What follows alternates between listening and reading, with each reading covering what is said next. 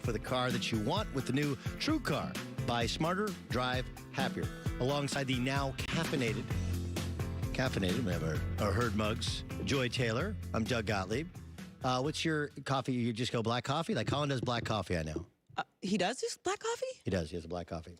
No, I do a skinny vanilla latte with almond milk. Skinny vanilla latte with almond milk. It's not bad. Have you tried oat milk? Oat milk is all the rave. All the kids are talking about it. I haven't tried it. I'm sure it probably tastes similar. Yeah.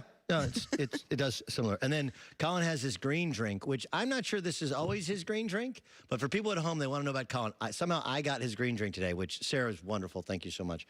Kale, lemon, ginger, celery, cucumbers, green apple. Very healthy. I feel like a new man.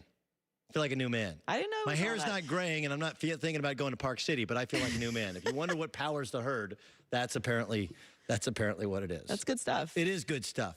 It's not that dissimilar from some of the things that Tom Brady only eats, right? Doesn't drink beer in season. And Colin does love Tom Brady. He does love him some Tom Brady. So the latest story from Colin and my previous home, Schefter and Jeff Darlington, I believe, combined with the Tennessee is the leader. Tennessee is the leader. There's in the pecking order, there's Tennessee, and then there's Vegas, and then there's New England. And now, look, I've talked to a lot of people in the NFL, and they've all talked to Brady's people, and they've all said kind of something different and something similar in that he's willing and he may want to leave. And but they all have, maybe you should go to Tampa. Well, maybe it's the Chargers. What about Indy? Tennessee. Now, of course, this does make some sense because unlike any of those other possible destinations, there are New England ties with their head coach. I don't think you walk into a room where you don't know anybody. You don't know anybody else. That's really, really hard when you're changing jobs at this point in his career. But I just don't buy it. I don't buy that the Raiders story that they're going to offer him 2 years, $60 million, just happens to leak last week, just like this one happens to leak this week. This is classic leverage negotiating 101. Right? First you throw out money, then you thought, hey, destination. You know, not only is it Nashville, a team that beats you, a coach that, you know, used to play with him, that they're friends, they have a relationship, a running game, tax-free state, burgeoning market. But come on, does Tom Brady play for the Tennessee Titans? That just doesn't slide off the tongue. Right? If he goes to, it's not like they're a Tom Brady away from winning a Super Bowl, are they? Remember, we're in the AFC now. You're going to have to beat the Chiefs and the Ravens. Right? Those quarterbacks are still rising into their prime. Now, you can tell me there'll be a hangover for the Chiefs, maybe. You can tell me Lamar Jackson still doesn't want a playoff game, and I'd agree with you, and I'm like anybody concerned that the league is going to catch up to what Lamar's doing. But I'd also point out to you that he was in New England. All they need is a couple of skill position guys. Continue to work with that offensive line. This is not something that they haven't tried to do. To the people out there who want to say, well, the New England Patriots, they haven't surrounded Tom Brady with the weapons that he needs. You're not wrong. But it's not for lack of trying. And remember, you go back 2 years ago, they brought in like 6 wide receivers, and many of them got hurt. Some of them got cut. They tried. This year, you still had Antonio Brown that you picked up. You traded for Mohamed Sanu, and you had Josh Gordon. Sanu doesn't look like he has anything left. Josh Gordon's a knucklehead. Antonio Brown's a knucklehead. You had to get rid of them both. Like on paper, if you would have said, hey, if you had Josh Gordon or Antonio Brown or Josh Gordon and Antonio Brown to Tom Brady and you throw Mohamed Sanu, you're like, okay, you're good enough. And they weren't because they couldn't keep those two guys on the football field. They haven't been able to find the next Rob Gronkowski. You know what? It's kind of hard to find the next Rob Gronkowski. Lots of teams have drafted their next Gronk, and they've struck out. But if that's all you need to add, why do you think we're hearing this? This, again, from Adam Schefter and Jeff Darlington. He made Tennessee out to be more of an option than I realized it could be, Schefter said. In his mind, to rank the teams right now, it would be Tennessee, Vegas, and New England. I think we all need to pay a little bit more attention to Tennessee than we thought. Look, he's not going to play for the Chargers. Chargers have all the skill position guys you could possibly ever need. Keenan Allen and Mike Williams, and they'll re-sign Hunter Henry. You know, we'll see what happens with Melvin Gordon. But even without Melvin Gordon, you got Austin Eckler. Like, they got plenty of dudes.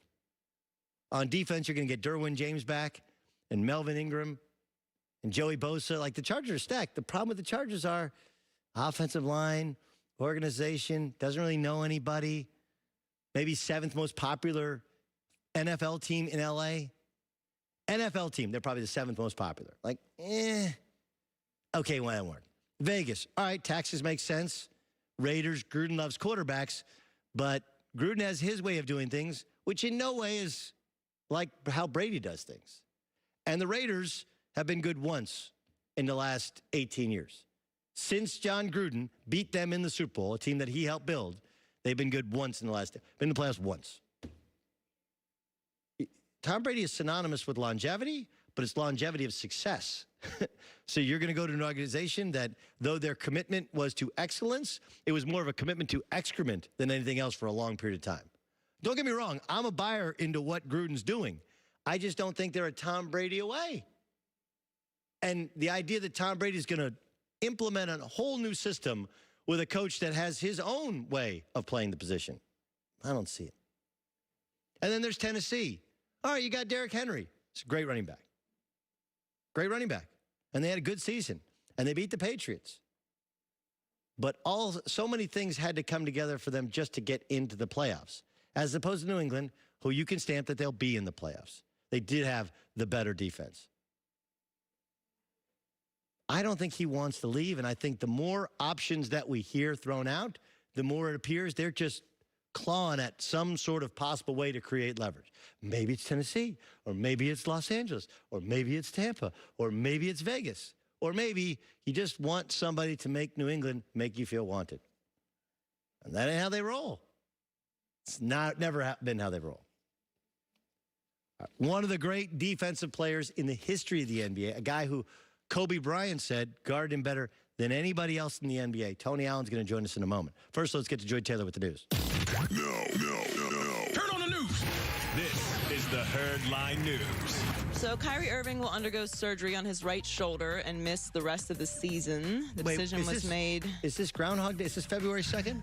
Kylrie Irving's hurt? It feels like Groundhog Day. I'm sorry. He gets injured a little bit. The decision was made after Kylrie met with some specialists this week. Nets GM Sean Marks said the team is looking at the bigger picture with Kylrie and is focused on getting him healthy for the next few years, not the next few months. He's played in 20 games this season. He initially missed 26 games over 2 months with this shoulder injury, so it's probably smart for them to just shut it down and get it fixed. I'm not really taking too much from this situation to begin with, though, because to me this season for the Nets was a wash. Without Kevin Durant, there's really nothing that you can take away from it. We've seen Kylrie have to be the #1 guy before, and we know what that is. That's why Kevin Durant is there, to be the #1 guy. So I didn't really take too much away from this season. It's obviously unfortunate that Kyrie's hurt again, and it's not a good sign. Yeah. But to just shut it down and get the surgery and get ready for next season is not a big deal to me. Because again, this season to me, I've not taken anything from what the Nets have done this season. No, there's a little bit more of a takeaway for me than it is for you. I generally agree that next year was the year in which, how back is Durant? Can he be the same guy? If he can, you have 2 superstar talents. Right. And to go along. But I continue to be interested how Kylrie affects their culture. Because everybody I know in the NBA last year loved the Nets. They played for each other. They were a great team last year. They were a great team. Fun to watch. And they also played analytics ball, right? Threes and get to the rim, and that's it. And then Kyrie's not really that guy, and KD's not really that guy. How would that mesh? And they're better without Kylrie so far in terms of wins and losses in many statistical categories. Better without Kylrie.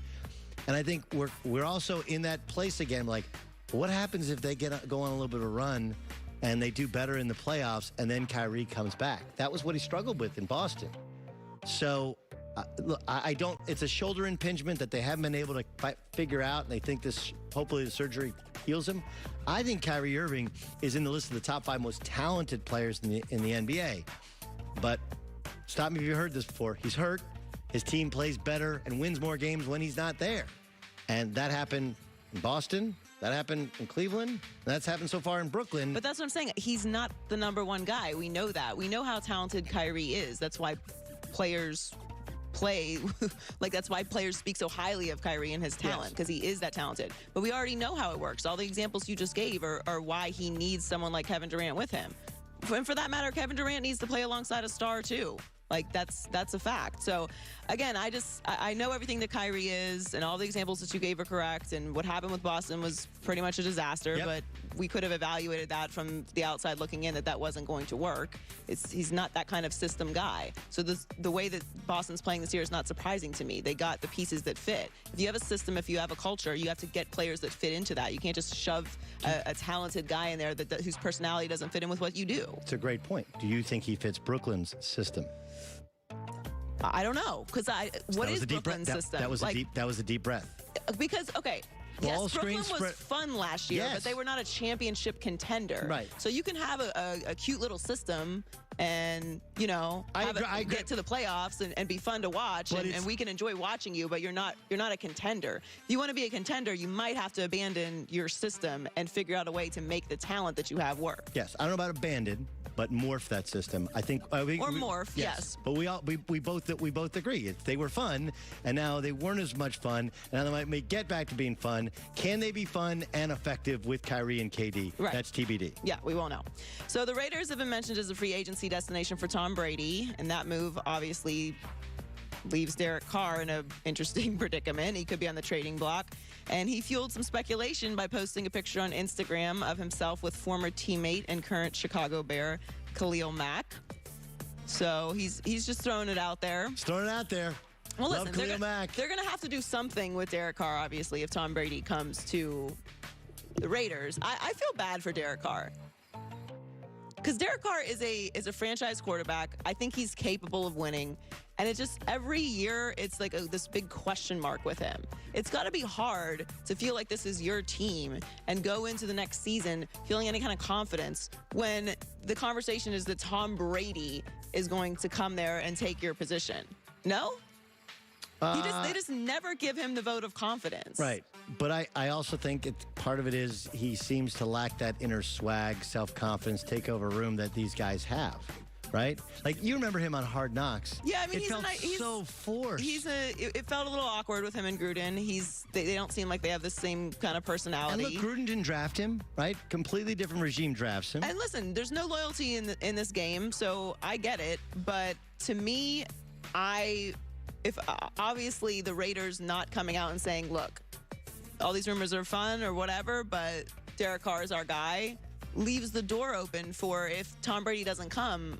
If I'm Derek Carr, is this really my team? Right. No, this is... And there's also an element to fans as well. Like, when you're selling all of this and you're moving to Las Vegas, who's the guy? So all this conversation about it is Tom Brady coming to the Las Vegas Raiders, which... Look, I mean, I root for anarchy, so I would love to see that full heel turn at the end of Tom Brady's career. But I don't really think that's going to happen. So then he doesn't come, and it's like this, okay, well, it's Derek Carr, which is not fair to Derek Carr, but there is some element to the fans there as well that you don't know who your guy is. Yeah, but they bought tickets anyway, and that thing's gonna be No, it's gonna be packed. It's gonna be packed. It's gonna be fun. I'm gonna see the stadium this weekend. I'm excited. Oh, yeah? I heard that it's like reflective. Yes. So at night you can see like the strip reflecting off of the stadium. It's pretty. It's tinted glass, but yes, there's some sort of special reflective category. Yeah. It's Vegas. You know it's going to be cool. Oh, it's going to be awesome. So finally, speaking of Vegas, Deontay Wilder and Tyson Fury got a little heated in their press conference Wednesday. They got in each other's faces and started pushing and shoving each other on stage. I didn't think it was that dramatic, but security got in between them and broke it up.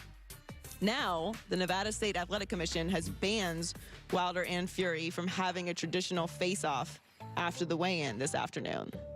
So they are not allowed to face off. They're going to come up, they're going to weigh in, they're going to take their picture and go about their way. They're not allowed to face off. So that's lame. Yeah, top-ranked President Todd DeBuff said, in my 25 years of boxing, I've never heard an administrative body stepping in and prohibiting a face-off. It's the pinnacle moment before the fight. I'm just shocked. That's the money shot. Not having it is frustrating. I do understand. Look, these are big guys. You don't want to have all this build-up and all this money and all this press to have them shove each other and someone twist an ankle. So That's actually what I thought of when I saw I get my inner parent came back where I'm like, oh, somebody could slip, somebody could fall. That would be bad. Yeah, that's a possibility. Obviously, the pushing and shoving is not going to harm each other. They're about to punch each other in the face for 12 rounds, so that's not the concern.